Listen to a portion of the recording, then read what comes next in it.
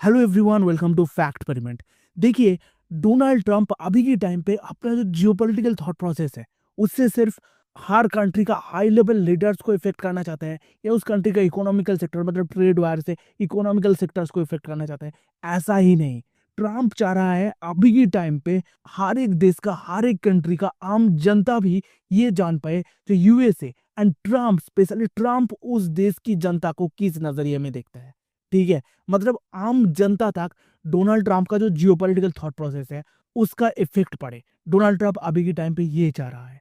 ठीक है, एंड उसका सबसे बड़ा एग्जांपल, ट्रंप ने अभी के टाइम पे यूएसए विजिट करने के लिए लोगों के ऊपर अलग अलग थॉट प्रोसेस रख दिया। बहुत सारी जोन क्रिएट कर दिया, red zone, orange zone, yellow zone, और इन सारी जोन के अंदर कुछ कंट्री को डाल दिया जो उस कंट्री का लोग यूएसए पर विजिट कर सकता है या नहीं, उस जोन के ऊपर डिपेंड करते हैं उन लोगों की यूएसए में एंट्री करने का परमिशन।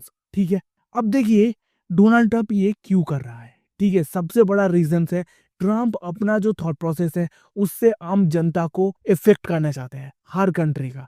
ठीक है, जिससे अमेरिका का जियोपॉलिटिकल थॉट प्रोसेस लोगों के अंदर तक पहुंचे, एंड यूएसए जो एक बहुत बड़ी पावरफुल कंट्री है, ठीक है, वो दूसरी कंट्री को गलत तरीके से देख रहा है। जो भी कंट्री यूएसए के साथ रिलेशन अच्छा नहीं रख रहा है उसकी तरफ यूएसए अनहैप्पी है। ये थॉट प्रोसेस पूरी की पूरी आम जनता का दिलों तक घुस जाए। ठीक है, ट्रंप अभी के टाइम पे इसी थॉट प्रोसेस को रखते हुए इस टाइप का जोन डिवाइडेशन कर रहा है, जिससे हर एक कंट्री का आम जनता यूएसए विजिट करने के लिए बहुत सारी दिक्कतें आ सकते हैं। सबसे पहले देखिए, यहाँ पर ट्रंप ने 3 जोन्स में पूरी दुनिया को डिवाइड कर दिया। ठीक है, रेड जोन मतलब रेड जोन में जो कंट्री आते हैं वो कंट्री का लोग यूएसए में विजिट कर ही नहीं सकते। ठीक है, मतलब यूएसए जा ही नहीं सकते। ऑरेंज जोन, उस कंट्री का लोग यूएसए में जा सकते हैं, मगर यहाँ पर एक बहुत बड़ी बैक पॉइंट है, उन लोगों को, उस कंट्री का लोगों को यूएसए में विजिट करने के लिए इंटरव्यू पैनल पर आना पड़ेगा। मतलब समझ पा रहे हो, मतलब चलो आप ऑरेंज जोन का कोई कंट्री से बिलोंग करते हो, ठीक है, तो आपके पास वीजा है, आप यूएसए विजिट करना चाहते हैं, आपको इंटरव्यू देना पड़ेगा। ठीक है, जो आप यूएसए क्यों जाना चाहते हो, एकदम प्रॉपर इंटरव्यू होगा। अगर वो लोग अगर डिसाइड करते हैं जो ठीक है आपको यूएसए पर एंट्री दिया जा सकता है, तब आप जाके यूएसए पर एंटर कर सकते हो। मतलब समझो, पाकिस्तान की एक आम जनता, ठीक है, वो यूएसए जाना चाहते हैं, एंड यूएसए की लोगों की, मतलब वहाँ की जो हाई लेवल का लोग रहेंगे उसके सामने उस आम जनता को, उस आम आदमी को इंटरव्यू देना पड़ेगा जो वो क्यों यूएसए जाना चाहते हैं। ठीक है, मतलब कितना ज्यादा प्रॉब्लमेटिक्स हो चुका है। ठीक है, और उसके साथ यूरो जोन में बहुत सारी कंट्री को रखा गया है। यूएसए ने कहा है यूरो जोन में जो कंट्री है, ठीक है, उसके साथ यूएसए का थोड़ा इधर उधर की प्रॉब्लम है, अगर वो प्रॉब्लम सॉल्व कर लेते हैं तो ठीक है, अगर नहीं करते हैं तो वो लोग भी रेड एंड ऑरेंज जोन में आ सकते हैं। ठीक है, यूएसए में विजिट करने के लिए ट्रंप ने अभी के टाइम पे पूरी दुनिया पर जोन सेट कर दिया। ठीक है, अब एक एक करके जोन की कंट्री को देखते हैं, जो कौन कौन सा कंट्री को कौन कौन सा जोन पे रखा गया है, एंड ट्रंप की थॉट प्रोसेस क्या है, सोच क्या है, एंगल क्या है, जियोपॉलिटिकल एंगल, जिससे वो इन सारी कंट्री को एक एक जोन में रखा है। ठीक है, अब सबसे पहले देख सकते हो रेड जोन में सबसे टॉप पे जो नाम है वो है अफगानिस्तान। अफगानिस्तान की मामला तो आपको पता ही है, तालिबान ने आया, अमेरिका को धकाल के निकाल दिया, तब अमेरिका का प्रेसिडेंट मिस्टर बाइडेन थे। ठीक है, मगर अमेरिका के एक पावरफुल पकड़ वहां से चले गए, तो अफगानिस्तान को तो सबसे पहले ही रख दिया। तो चलो अफगानिस्तान को रेड जोन में रख देते हैं। भूटान, ये बहुत ही सरप्राइजिंग है।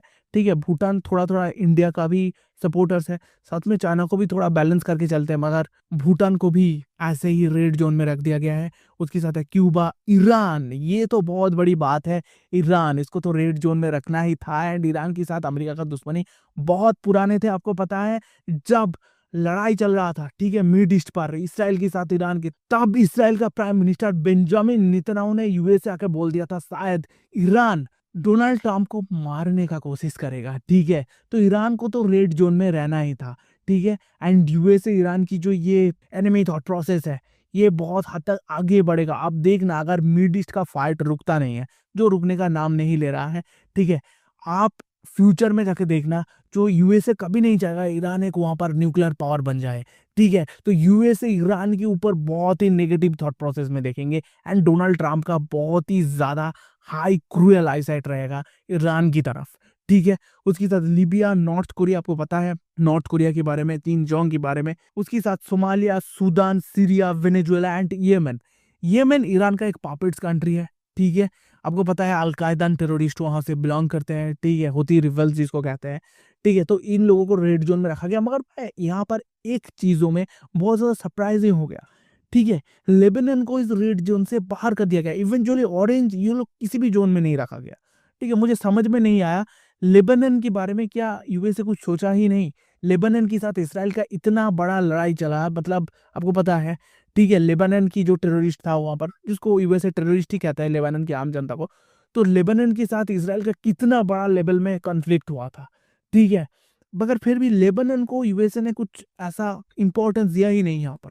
रेड ज़ोन पर भी रखा नहीं, ऑरेंज ज़ोन पर भी रखा नहीं एंड येलो ज़ोन पर भी रखा नहीं। ऐसा येलो ज़ोन तो मैं सोचूँगी भी नहीं, रखना है तो रेड ज़ोन पर ही रखना है लेबनान को, मगर लेबनान को बात यहाँ पर किया ही नहीं गया, ठीक है? तो इस जगह में मुझे बहुत सरप्राइजिंग लगा लेबनान का नाम क्यों नहीं है यहाँ पर। ऐसा मुझे लगता है ये लिस्ट और भी बहुत ज़्यादा लंबे होने वाला है, ठीक है? क्योंकि बहुत सारी कंट्री यहाँ पर मिसिंग है जिसको यूएसए ने अपने इस ज़ोन पर घुसाने वाला है इन फ्यूचर, ठीक है? अभी एक बार ऑरेंज ज़ोन की तरफ नज़र रखते हैं, ठीक है? कौन-कौन सा कंट्री को ऑरेंज ज़ोन में रखा गया।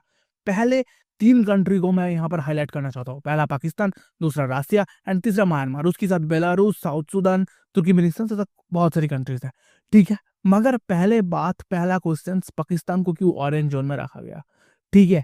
कुछ लोग कहेंगे देखो पाकिस्तान के साथ तो यूएसए का डिफेंस डील होता है, ठीक है? तो लोग पूछेंगे तो पाकिस्तान को क्यों ऑरेंज जोन में रखा गया, ठीक है? एक बात सच है, जो पाकिस्तान के साथ यूएसए का डिफेंस डील होते हैं, यूएसए ने पाकिस्तान के डिफेंस में बहुत ज़्यादा हेल्प करते हैं, ठीक है? मगर उसके साथ पाकिस्तान थोड़ा-सा चाइना की तरफ झुका हुआ है।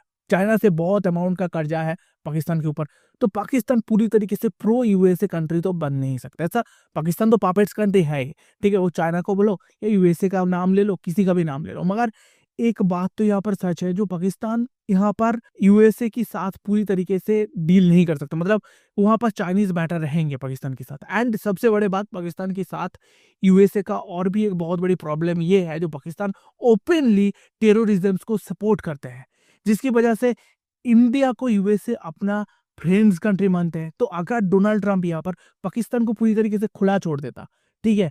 वो भी यूएसए के लिए एक बहुत बड़ी प्रॉब्लम होता, क्योंकि इंडिया वहाँ पर यूएसए का विरोध कर सकते थे।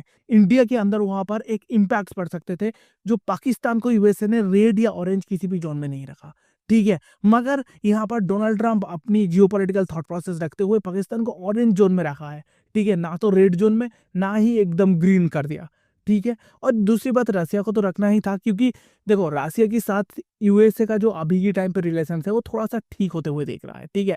डोनाल्ड ट्रंप वहाँ पर रसिया को एक एज़ अ फ्रेंड कंट्री दुनिया की जियोपॉलिटिक्स के सामने दर्शा रहा है, रिप्रेज़ेंट कर रहा है।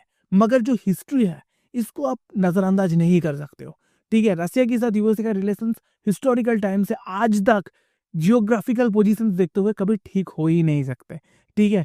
तो रसिया तो ऑरेंज ज़ोन पर रहेगा ही रहेगा, ठीक है? उसके साथ म्यांमार, अभी के टाइम पे म्यांमार पे सरकार गिर चुका है, प्रो चाइना गवर्नमेंट था वहाँ पर, अभी के टाइम पे थोड़ा-सा पोज़ीशन चेंज हो रहा है, ठीक है? इंडिया वहाँ पर कुछ नया करने का कोशिश कर रहा है, मैं शायद इन फ्यूचर आपको म्यांमार की ये जो पोज़ीशंस है अभी के टाइम पे, ठीक है? इंडिया वहाँ पर क्या करने का कोशिश कर रहा है, इसके बारे में शायद एक्सप्लेन कर सकता हूँ इन फ्यूचर वीडियोज़, ठीक है? तो अभी के टाइम पे ये समझ के रखिए म्यांमार भी ऑरेंज ज़ोन पर है, ठीक है?